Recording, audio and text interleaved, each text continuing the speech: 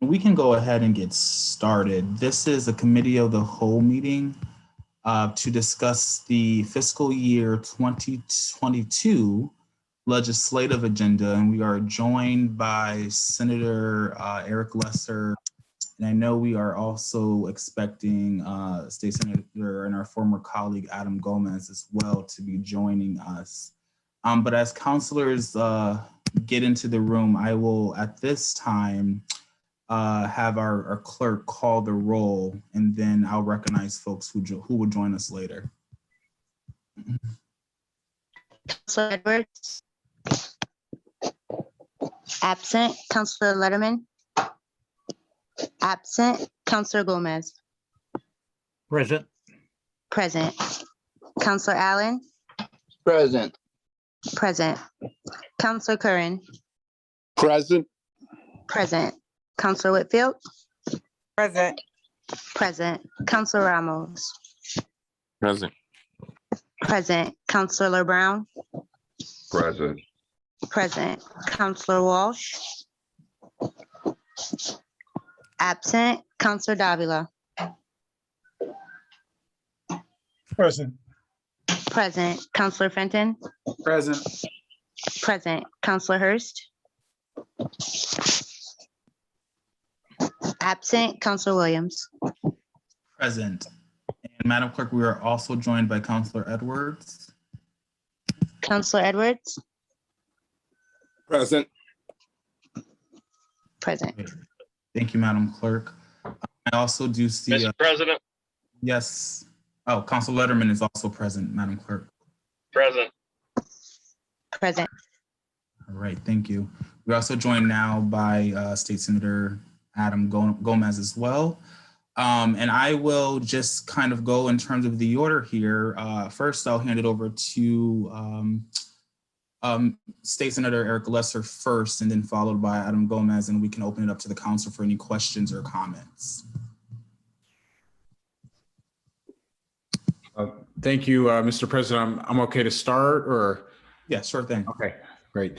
So first, just thank you so much for having me. And I want to thank my colleague, of course, who's no stranger to anybody on this call, Senator Gomez. And I thought what I would do, just like we normally do, around budget time, is just give you a kind of quick sense of where we're at with the state's budget picture, and maybe just a very quick update on a couple of things that have been pressing on a state level. But my guess is that people probably have questions, and the conversation and the question and answer is probably going to be more helpful anyway.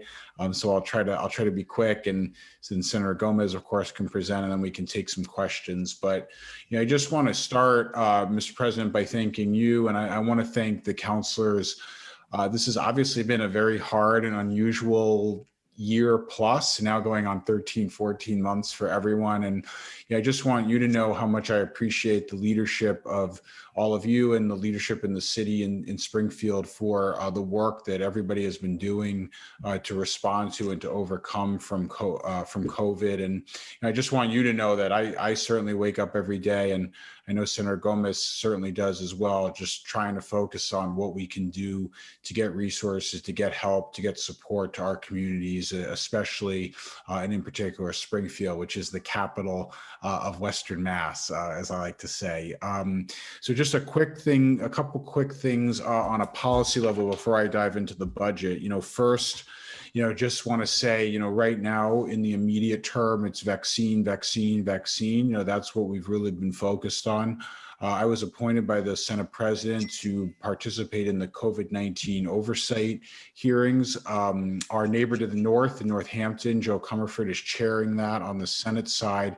We've had a lot of very important conversations and two very important hearings so far, including two that the governor personally testified at. And I do think that since that oversight has started and since those questions have started, you have seen a change in kind of orientation around the vaccines, in particular improved website, still nowhere near where it needs to be, but the website and the tech interface is a lot better than where it started. We also now do have a call-in number, which was not there before, and the call-in number is available in 10 languages, and they're adding more capability as we speak.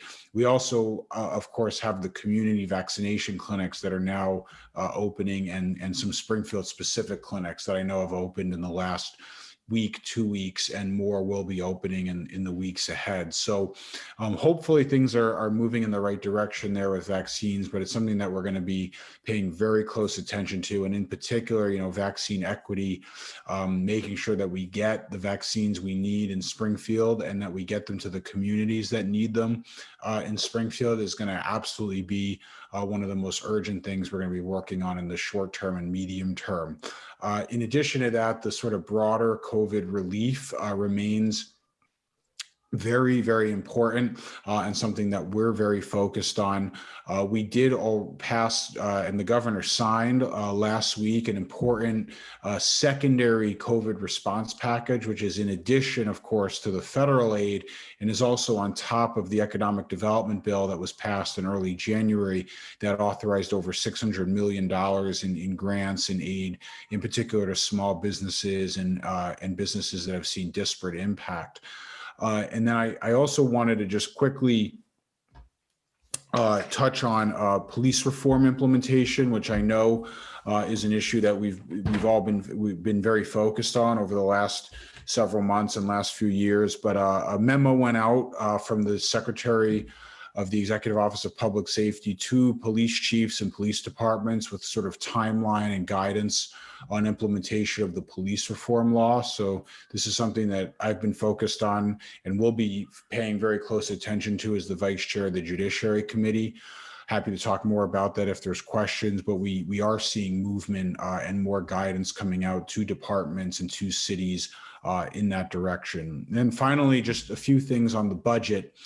The governor's H1 proposal included the first year of implementation of the Student Opportunity Act, which would provide Springfield with more than $20 million in additional aid for its schools on top of what was received last year. We can get everybody the official figures, but it's $23 million. A little bit, just over $23 million. This is actually not even the full amount as the legislature had calculated. And I think TJ is on. We can probably talk about this in more detail, but the way the governor's administration is defining the poverty classifications for students is meaning actually millions of dollars less for our gateway cities than the legislature originally intended. So we're going to be working on that both as the House takes up the budget in April and when the Senate takes it up in May. I also would say that just a piece of good news for the budget is that since even the governor's first H1 proposal just about a little over a month ago, we've seen continued very strong revenue numbers coming in on a state level from the Treasurer's Office and from the Department of Revenue, in addition to, of course, the very significant federal aid package. And I'll just point out, Springfield in particular is slated to get $97 million in direct aid from the Federal American Rescue Act passed in Congress. And we obviously, of course, have Chairman Neal to thank for helping put that together. That's in addition to and separate from the more than $1 billion in K-12 aid and more than $1 billion in transportation aid and the more than $5 billion in general state aid that's also going to be coming. Obviously, not all of that is going to Springfield, but the point is that we're going to, I think, have a better budget season in front of us than some of the worst case scenarios we're predicting. So I think in that kind of environment, we just need to be even more proactive, frankly, at making sure that Springfield and our communities here in Western Mass are getting what we all need and what you all need to make sure that we're recovering equitably and rapidly from COVID. So, we'll have a conversation. There's so much going on. There's a lot of things that we've all been working on together. Even some smaller but very important things like funding for the zoo, which came under a really hard situation under COVID. We're going to be able to keep the zoo open with some emergency aid. We were able to get them. There was an announcement last week. Senator Gomez and and I were at together with the Community Foundation to help get aid to students in higher ed institutions. So there's a lot happening, but I wanted to just give that kind of higher level picture to everyone, and just wanted to again say thank you, and looking forward to a conversation, answering some questions. Thank you, Senator. And if you don't mind, could you just introduce who might be from your team? Oh, sorry. Yeah, of course. So I think you all know, Joel McAuliffe. Joel, you want to say hi? Who of course is a municipal leader in his own right. So, and Joel is of course a resource for everybody as well. Appreciate it, Senator. And for the record, we're also joined by Lindsay Hackett, and our finance team, TJ Plan as well in finance, and Springfield resident Jay Latore as well, I see on the call. So right now I'll pass it to Senator Gomez if you have anything to add to that. Of course. Mr. President, thank you so much. Can you hear me? I just want to make sure that obviously during these times of virtual. Esteemed colleagues of the Springfield City Council, gives me great honor to come before you in this official capacity as your state senator. As of the details, I'm not going to be redundant and speak of the same things that the state senator Eric Lesser has spoke of, which are all we're in a positive incline, specifically, when it comes to vaccine. Just today, outside of the Eastfield Mall vaccination site that the state delegation was able to put together and help advocate for, the Big E has also become a site that will come online. We don't know exactly what the vaccine is or when the vaccines are coming. But that's something myself and the state delegation have been discussing, trying to figure out when officially it's going to come online. But that's one announcement that we have, that some parts of Springfield that can't get to the Eastfield Mall, or they're having trouble with now the vaccination sites that were created by the Health and Human Services Department from this administration.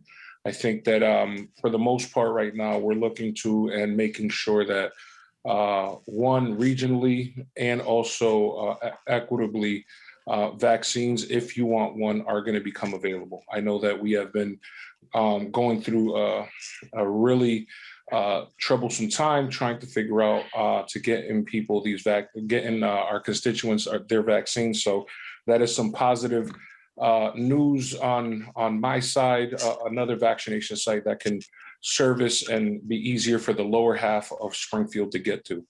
So I'm going to talk to you about a little bit of my legislative priorities outside of, really advocating for Chapter 90 and Chapter 70 funds, which is really important. I think my legislative priorities right now of this session, and also my teammate on the other side that represents Springfield, is the biomass project. One of my largest legislative priorities this session is to protecting the environment in my district and the air that our constituents breathe. Article 97 of the Constitution of Massachusetts provides people with the right to clean air and water. It's something that our residents and this council has been fighting for actively over the last 12 years. My hat goes off to the ones that have been here for the long haul, and for the ones as of right now that are fighting the good fight. So, and then more specifically in Springfield, we had taken away from them as a direct result of air pollution. Excuse me.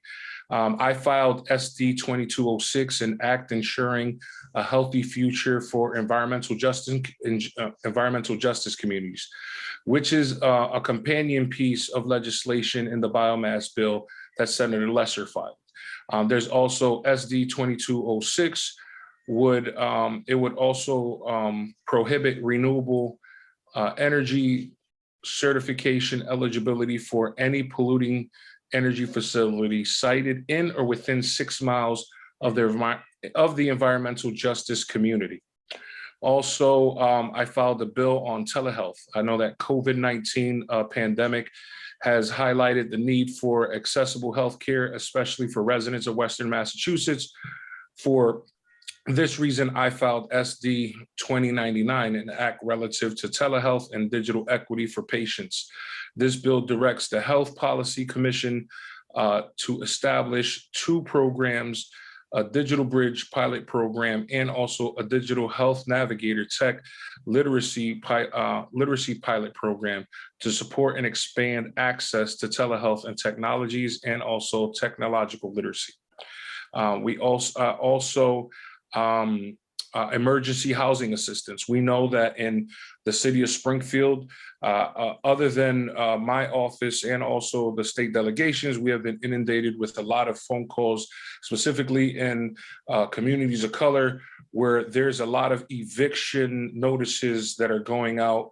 The housing court is up to its neck when it comes to making sure that people have a clear path to keeping their housing. We know that there's a lot of funds and a lot of money coming from the federal government and our state legislature to help mitigate this issue, specifically working in partnership with Wayfinders and also the Housing Department with Jerry McCafferty.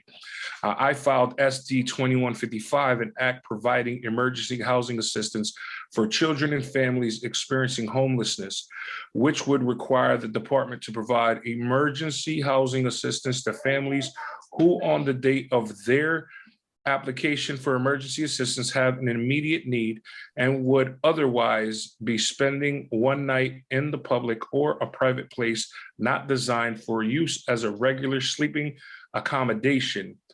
Basically, a car, the park, an abandoned building, medical facility, bus, train station of that magnitude. This legislation would also establish an abundance of units within the Executive Office of Housing and also Economic Development to act as a liaison between families and two other programs with the Department of Housing and Community.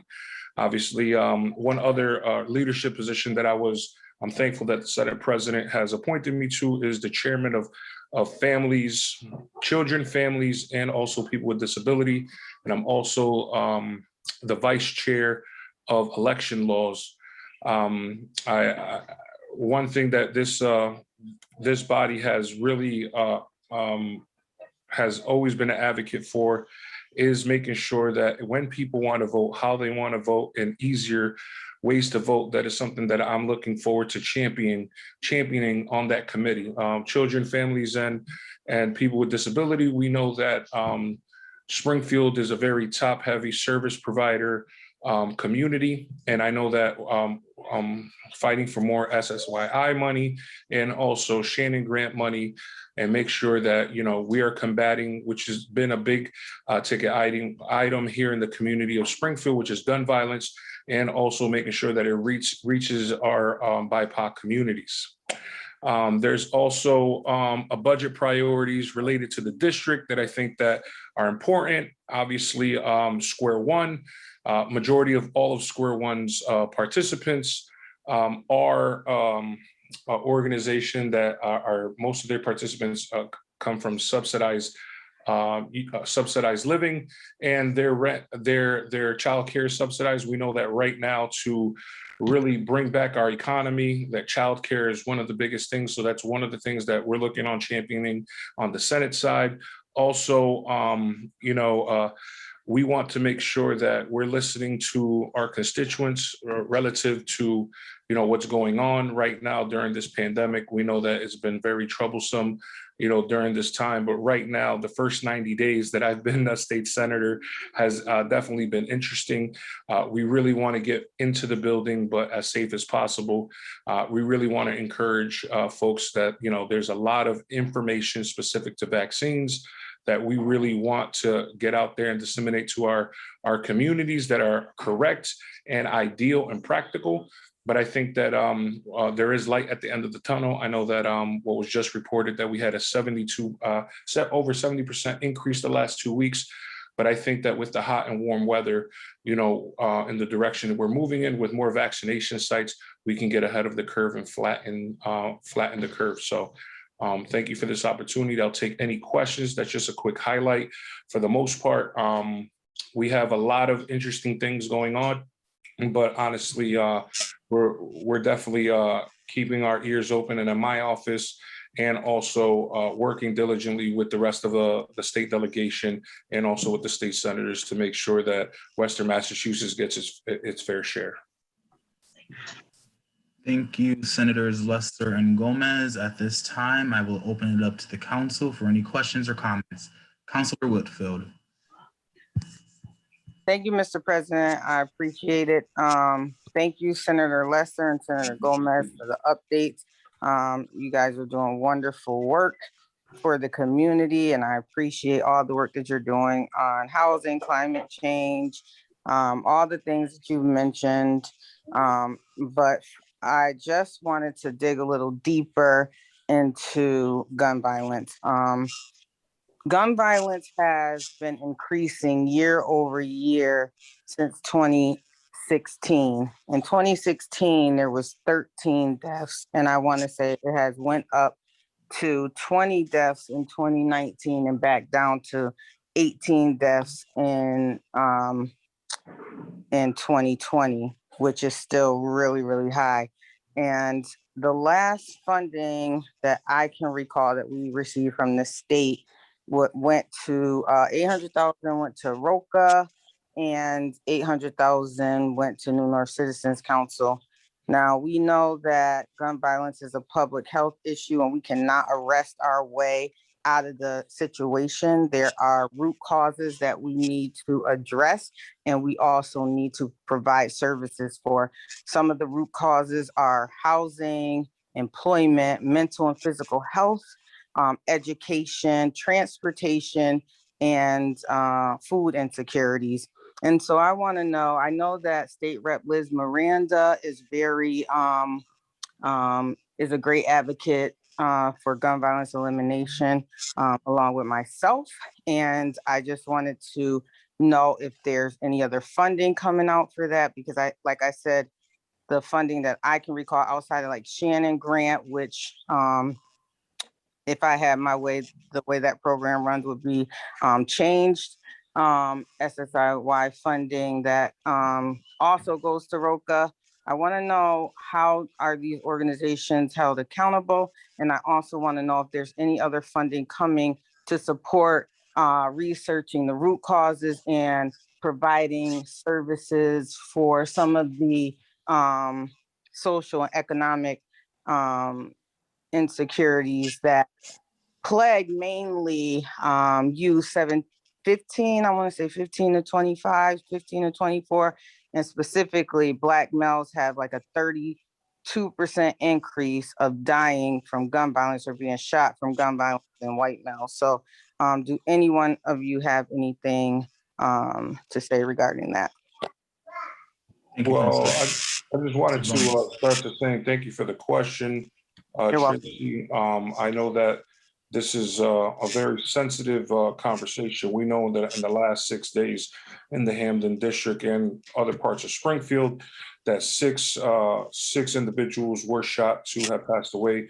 One, my condolences to those families, and also condolences to everyone that has died of gun violence. I know that if you are from Springfield, 9 out of 10, you really do know a person that has been a victim of gun violence. Right now, from my first 90 days that I have been able to talk to, the chairman of Ways and Means specifically has been around SSYI money.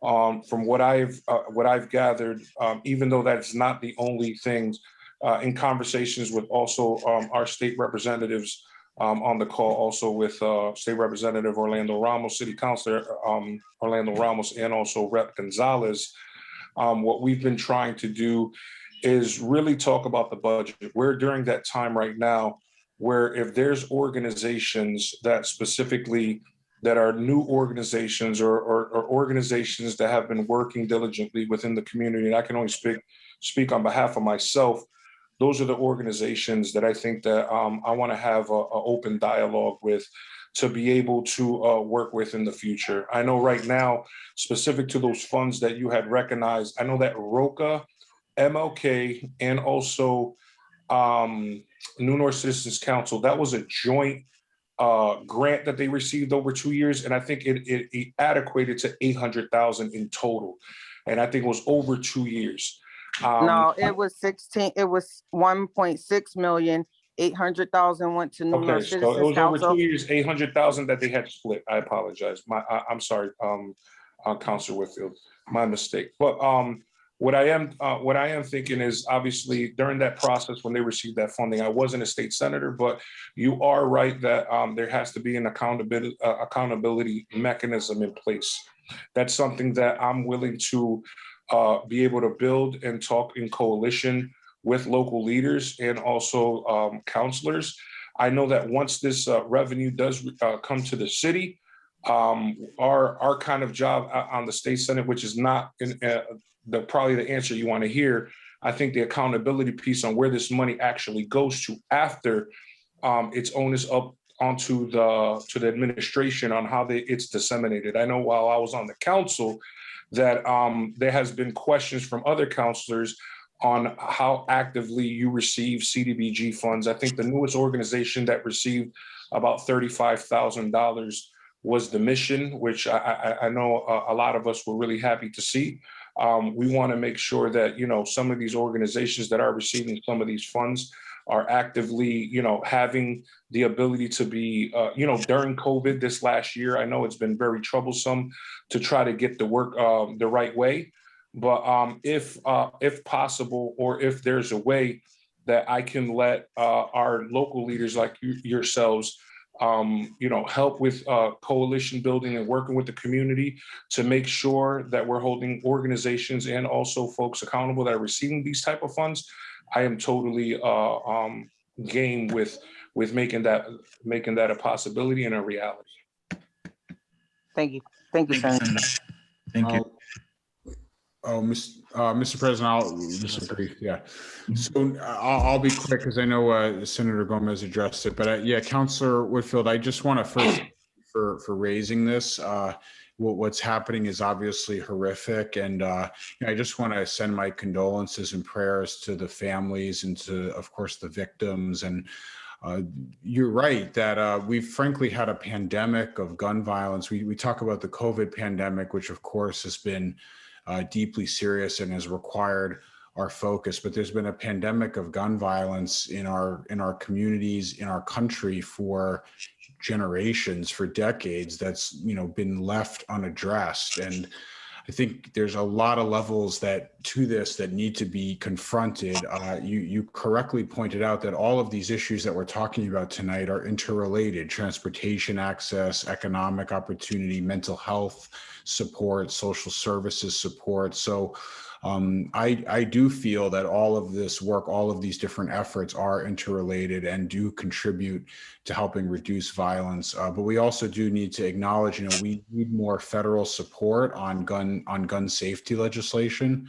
I'm hopeful now that we have a new president and a new Congress, we'll be able to see federal gun safety laws. In Massachusetts, we've done quite a lot around gun safety legislation and gun control measures.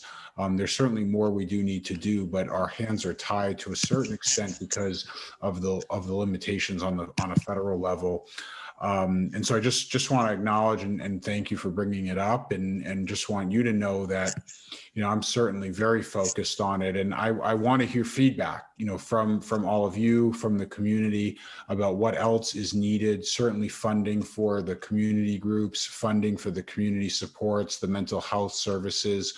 And I do think more will be coming, especially tied to the criminal justice reform efforts that we started about 2 years ago, and the police reform legislation passed earlier this year, late last year, is going to also provide, I think, more resources. So we're going to there's going to be more money and more resources coming, but I think we've got to also be ready to help with policy changes and law changes. And that does include, common sense, gun safety measures that, have been blocked, frankly, on a federal level. And hopefully that's going to be changing soon.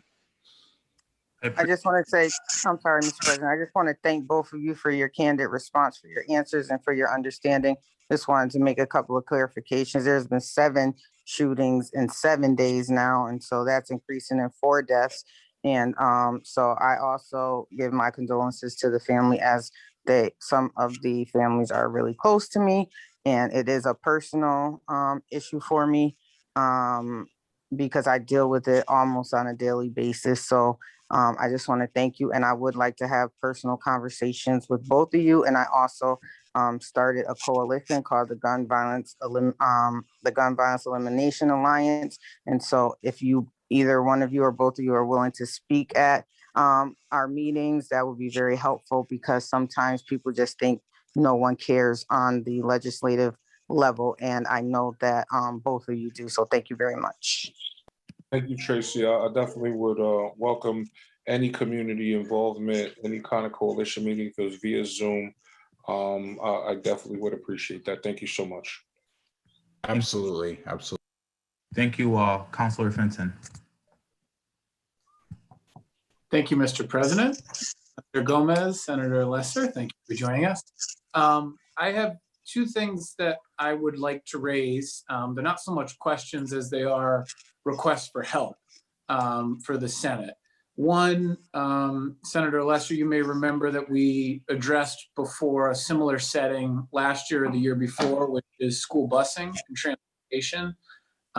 As you're aware, Springfield spends a tremendous amount of money every year in unreimbursable expense paid for by Springfield property taxpayers to bus students throughout the city.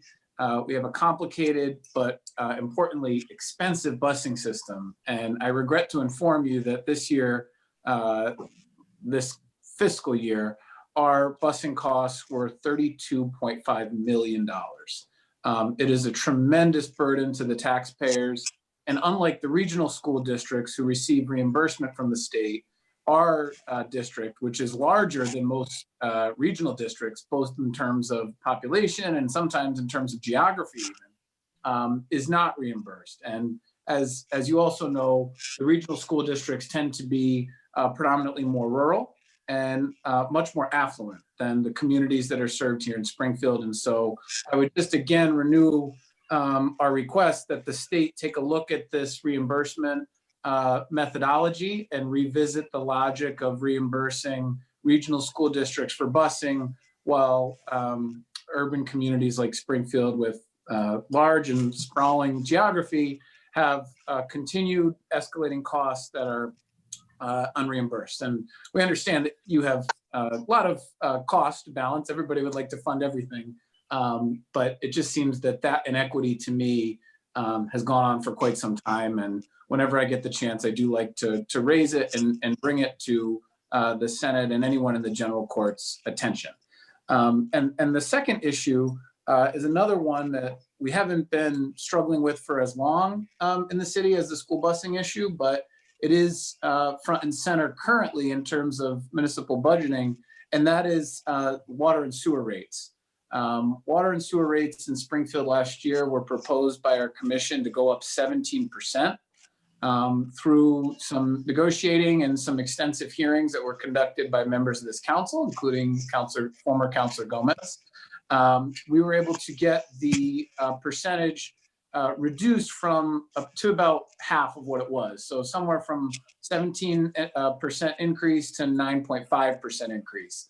Still a 9.5% increase. It's a tremendous burden, and we're looking down the barrel of another major increase this year. We've heard time and again from our partners at the Springfield Water and Sewer Commission that we need to be reaching out to our state and federal partners to request more funding. And I just would like to make that request that the Senate look at funding options to provide relief to the Springfield Water and Sewer Commission.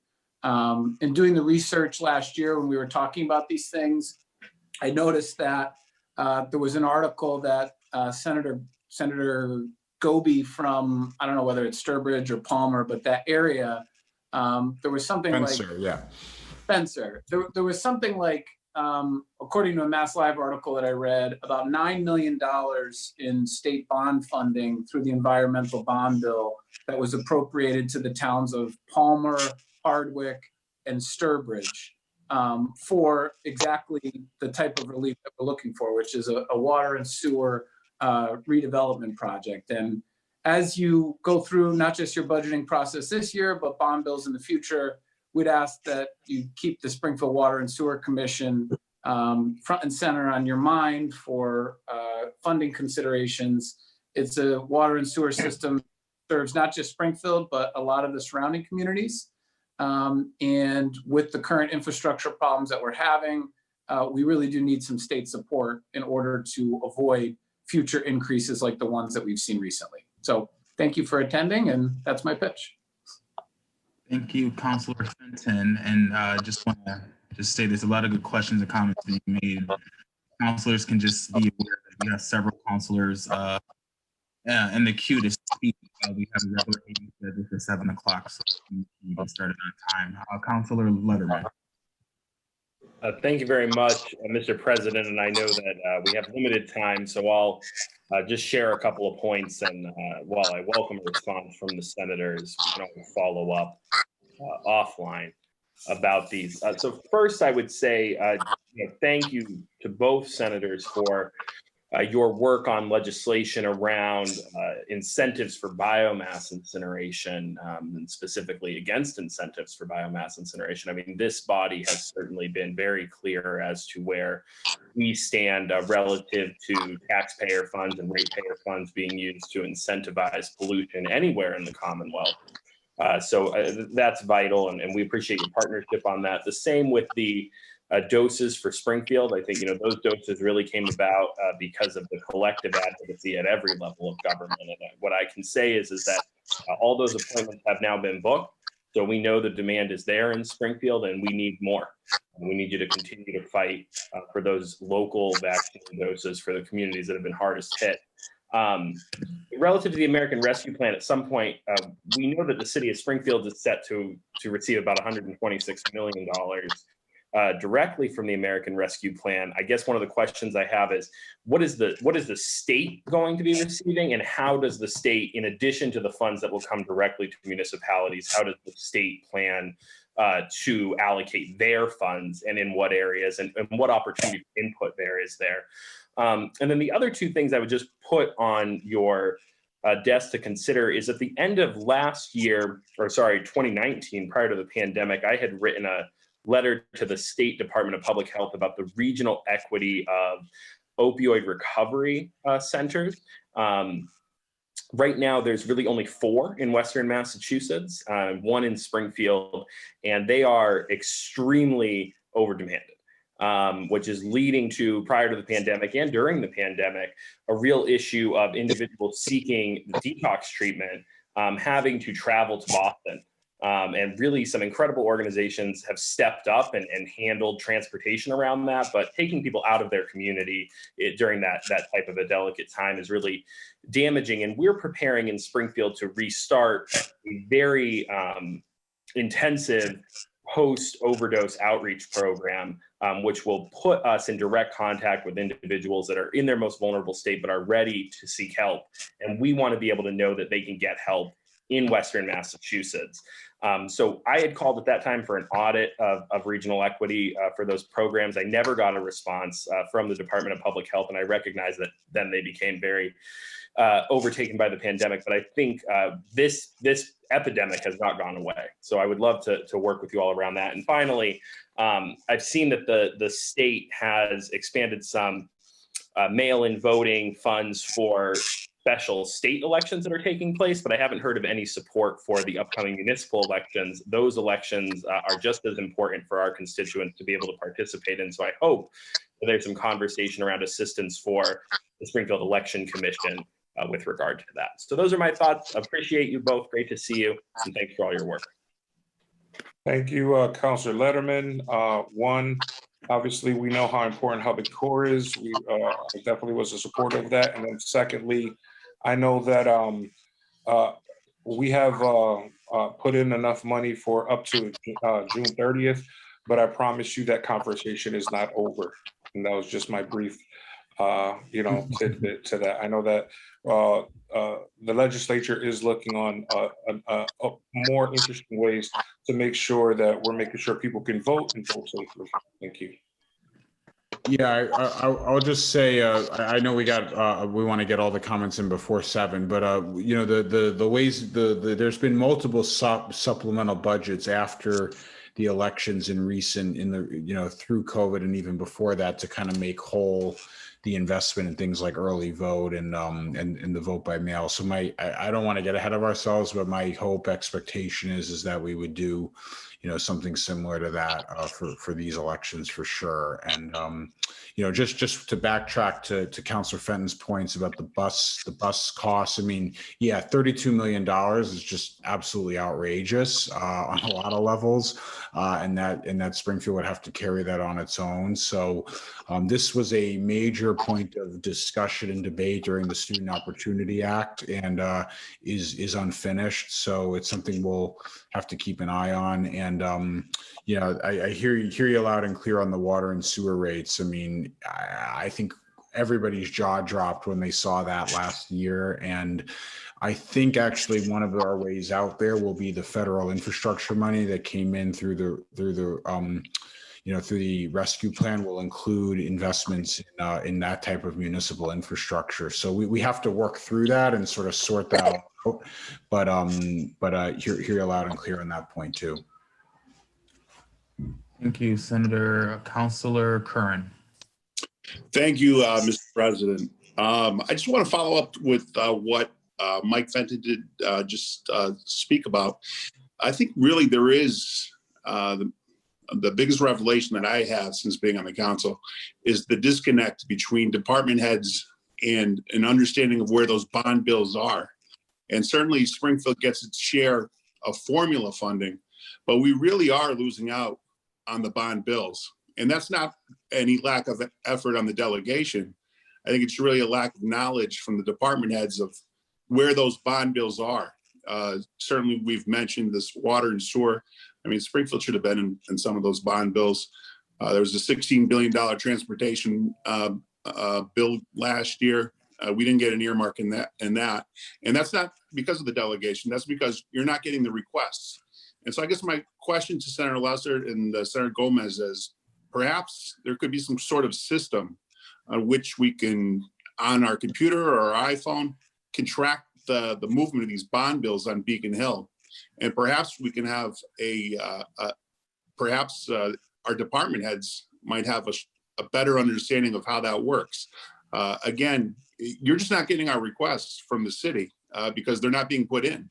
And that's a problem. I mean, Springfield last 15 years or so, I mean, we had some major projects from Walnut Street. That was $1 million project, the Van Horn Park Dam, the data center, but those were all in bond bills.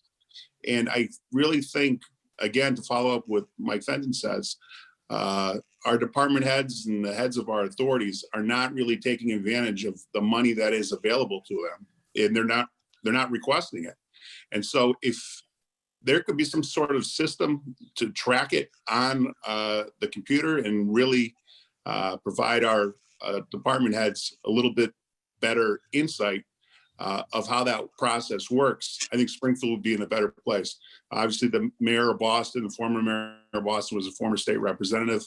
The city manager of Worcester was a former state senator. I think that they kind of have the insider's view of how Beacon Hill works. But the city of Springfield's never going to get ahead if we just rely on that formula funding. We need to make up the difference in those bond bills. And again, to follow up what Mike Fenton said, when the town of Palmer gets $7 million for water and sewer infrastructure, and I think the town of Hardwick got $25 million. I mean, we know East Columbus Avenue is going to flood again this year. I mean, that's a $5 million project. I mean, that should be in a bond bill somewhere. But you're not getting those requests. So I'd like your thoughts, Senator Lesser and Senator Gomez, but Senator Lesser, I know you're the senior senator. Is there any way we can come up with a tracking system for these bond bills? I know when I was on Beacon Hill, we never put in a request unless the city requested it. And if the request doesn't come, we don't put it in for it. And so I understand that's the dilemma. You're just not getting those requests, but those requests need to be made. And I think we need to educate our department heads from DPW to water and sewer to economic development that there is money available. Senator Gomez, do you want to, oh, sorry, Mr. President, I'm happy to answer. I don't know if Senator Gomez wants to go first or. I'll defer to you, and if I have anything to add, I will add. Okay. Okay.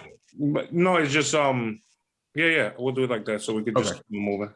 Yeah, no, just a quick, I mean, we can talk more about this, offline, but just to sort of clarify and just to sort of, gently push back on that. I mean, we do get a significant number of requests, both from the counselors, from the administration, from the department heads. They are filed. Many of them are passed. The issue is that quite a lot of them are not getting capitalized. And I do think that we need to do more to kind of explain and be clear about what bonding authorizations mean. A bond authorization is simply a legal allowance for the administration to then issue bonds on the capital markets. So where I've actually seen the stop is that there's actually very broad authorizations for all types of projects, but what we're not seeing them capitalized by the administration and actually putting the money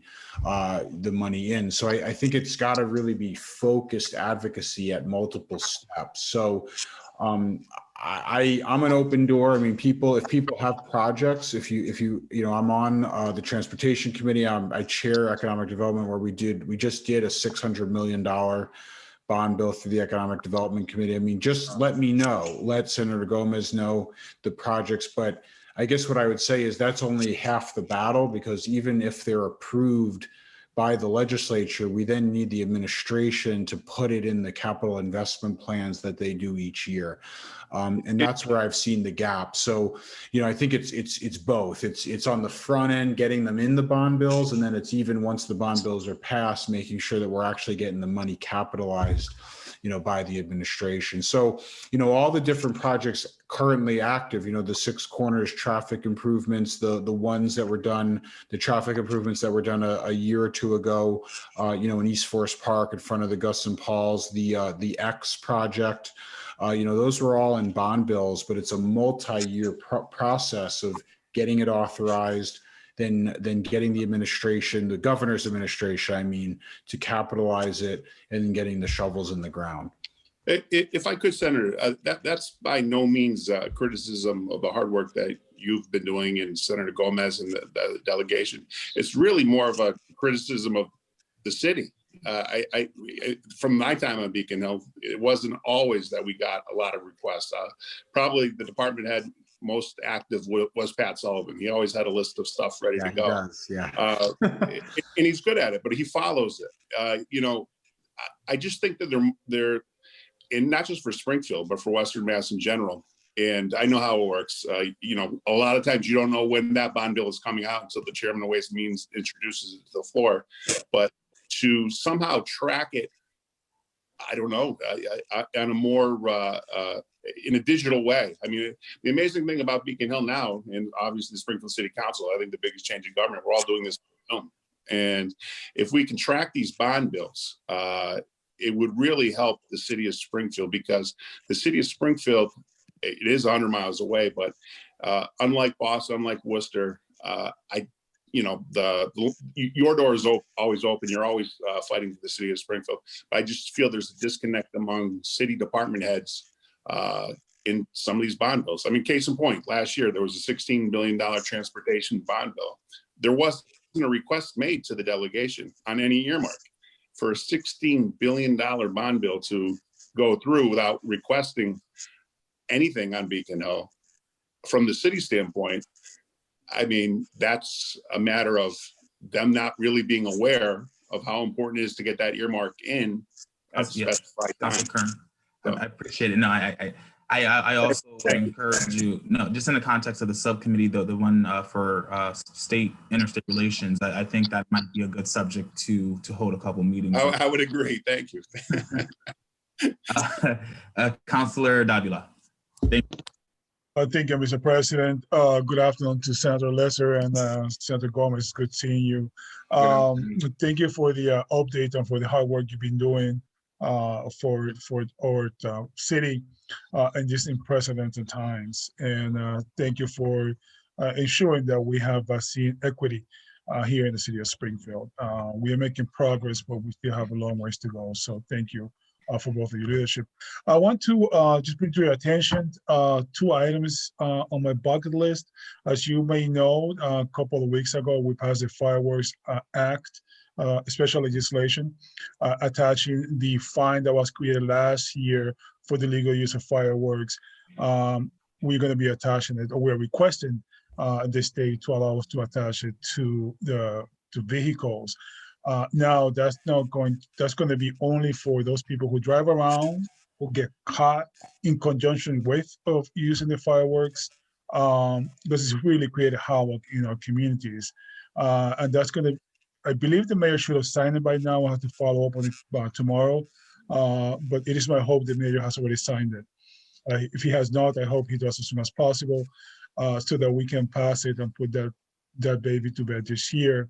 Hopefully before summer, so that we can protect the residents of the city of Springfield. Also, to bring to your attention, next week, I expect to formally file with Councilor Fenton the vacancy special legislation addressing when there's an opening in the city council. It's a power that I believe, and Councilor Fenton believe, that does not belong to us to appoint somebody. I was pleased to appoint a fellow colleague and now City Councilor Gomez. But I personally feel, as I have told him. Congratulations, by the way. I meant to say that at the start. Congratulations, Councilor. To Councilor Gomez. It's a power which I truly believe senators belongs to the people, not to us. And so we're going to be doing that. This is going to be addressing only the ward councilors for now. It is my hope that we can come to a solution fairly quickly in the city council, and that's what's passed, which I expect that it will pass, that you guys keep an eye on it so it doesn't get bogged down in the bureaucratic process in Beacon Hill. Other than that, thank you for both of you, your work. I know we could go here all night and time is short, so thank you to both. Thank you, Councilor Davila. Thank you, Councilor. Councilor Allen. Thank you. Thanks, Mr. President. I have 3 quick ones, and the first one, and thanks guys for coming. I don't want to be that redundant, but thanks for coming, Adam and Eric, to help us out. The first one is on the biomass plant. Jesse, I know, asked some stuff before. I've been concerned about this special kind of dispensation that Governor Baker supposedly gave to PRE. So when the new standards come out, they get an exception. I don't know the status of that, and I don't even know if I'm describing it right, but could somebody answer whether that's real and there might be truly an exception for PRE, despite what the new legislation says?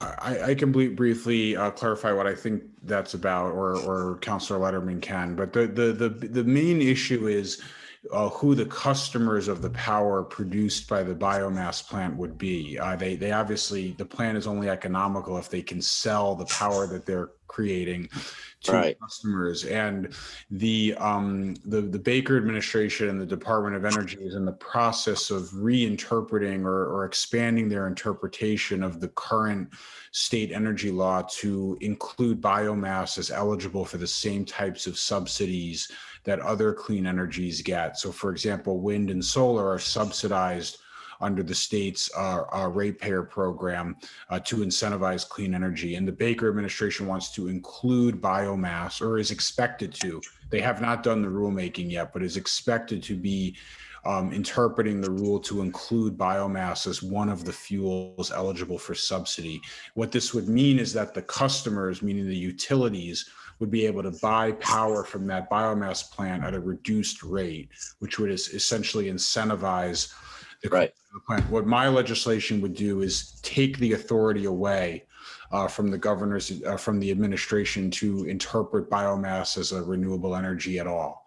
Right. Hasn't passed yet, I would point out. So the rulemaking could happen before the bill is passed, which is why we need to also focus advocacy, and the Attorney General is involved in trying to slow down the rulemaking. But that's the kind of rough situation, and that's what my bill would do. So I like the sound. I like the sound of your bill, and I like what you're trying to do. But what I'm asking is really a little separate from that, and that is that in the article, a big article a couple of weeks ago, it said that Baker has given the possibility the PRE will get to avoid, will get a special dispensation to develop without having to be living with the consequences of that bill or whatever. Did I read it wrong, or it sounded like there was a side road for PRE? And I'm in full support of your bill and what you're trying to do, but is there any truth to the side road thing? I would have to see the article. I'm not exactly sure. So, maybe just maybe email it to me or send it to me, and I can just see with a little more clarity what he's referring to, and I can follow up with you. Okay, thank you. Second, when Tracy brought up gun violence and stuff, I guess just one follow-up question on that is, what do you do with that? Do you look for other cities that have had better luck with gun violence, or do you just try to go find more money for Shannon, or for or maybe another grant or whatever? Is there any sharing of I hate the term best practices, but best practices around with people that have had luck with this? I know it's a perennial problem, but we're in a pretty bad spot right now. So I guess I want to ask you to answer that. That's just a thought as to, is it just a money thing, or is it a thinking and education and strategy thing? And love to talk on the side about that. Absolutely. I think that's a good point. It's really, I think we have to have a better strategy. I think the gun violence from the 90s to the early 2000s to right now in 2020, 2021, those are conversations that I think that whatever could have been the remedy before might not be the same remedy, especially when we're talking about root causes of the thing. So I just wanted to echo that sentiment that, a conversation doesn't necessarily have to happen. Yeah, thank you. And my third thing is, the water stuff has already been talked about, but I got pretty involved in this last year, and their first draft of a budget is due in April. I'm going to call him Thursday because that's April. And I've been a little bit of a pain on it to them. But the early speculation is it was going to be 9% again, 9% last year and 9% again this year. So hopefully we can hold that up. But just to let you know, the real numbers are practically a 20% increase in 2 years if it holds with what the prediction was. So thanks for any help you can do there. Thank you. Thank you, Councilor Allen.